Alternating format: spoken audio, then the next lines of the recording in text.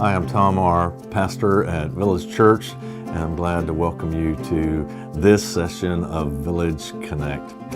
This is the second lesson in our course on letters from prison, and I want to invite you to find Philippians, the second chapter, and read the first 18 verses of Philippians chapter 2, Paul's letter of joy.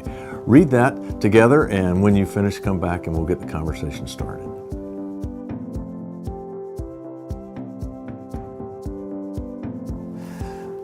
So in this chapter, Paul encourages the church to make my joy complete, be of the same mind. So there's an encouragement here that to be of the same mind is to demonstrate some unity in the church. This is very important to Paul. The unity of the church is lifted up in every letter that he writes. And that tells us a couple of things. One is that there's something essential about Christian faith that's revealed in our unity, in our relationship with one another. There's something that bears witness to the fact that we are Christian.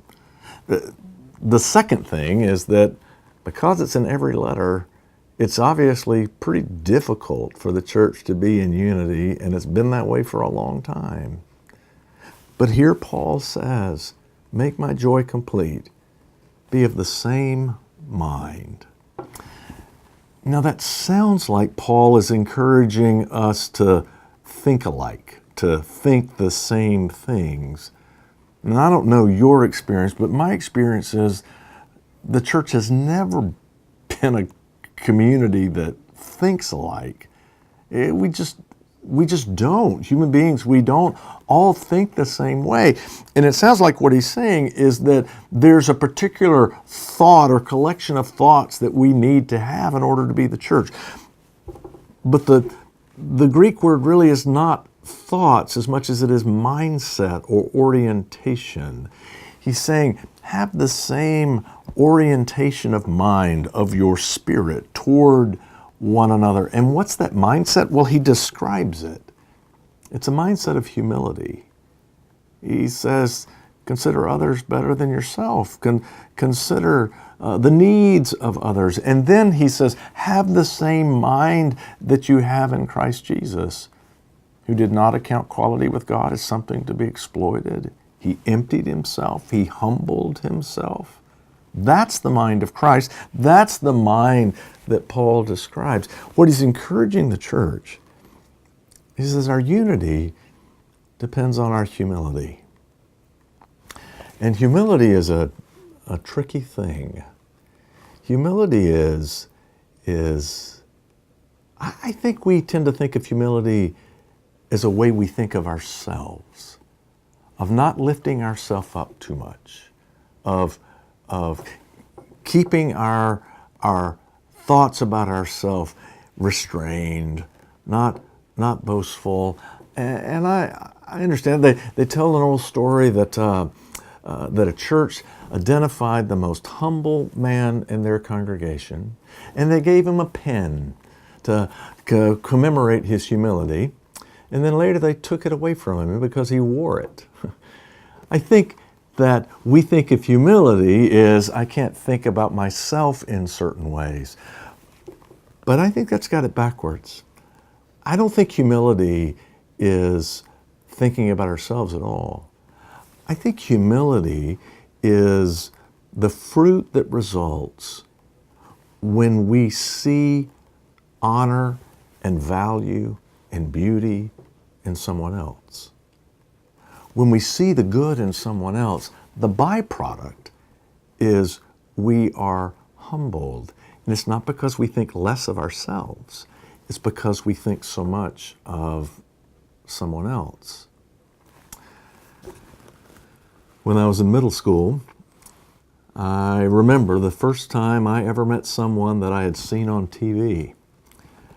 It was a Major League ball player for the Atlanta Braves.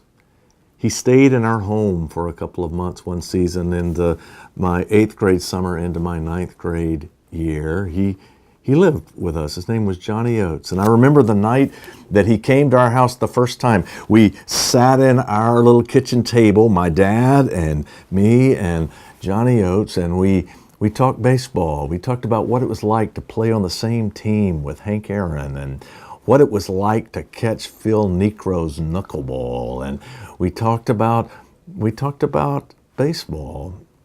And then my dad turned into my dad, and he said, John, you know, Tom here's a pretty good ball player.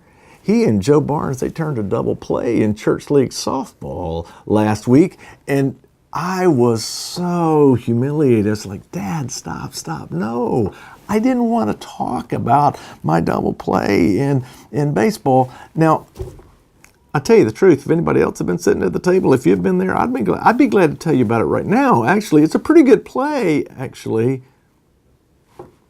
But I didn't want to talk about it. Why? Not because I thought less of myself, but because I was inspired by who was sitting at my kitchen table. I think that is a Christ-like humility. Paul says Christ humbled himself and came to live and walk where you and I walk, to be part of this human world. Christ humbled himself. It's not because he thought less of himself. No, he humbled himself because he loves you, because of the value he sees in you. Humility is not how we think of ourselves. Humility is the fruit that results when we see the beauty, the value in the name